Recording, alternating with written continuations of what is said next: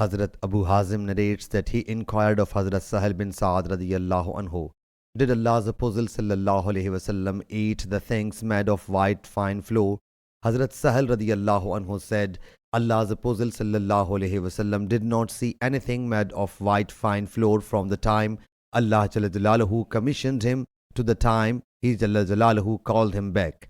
I then inquired, did you have got a sift in Allah's Apostle sallallahu alaihi wasallam times? He said, Allah's Apostle sallallahu alaihi wasallam did not see the sift right from the time Allah Jalla Jalaluhu commissioned him to the time He Jalla Jalaluhu called him back.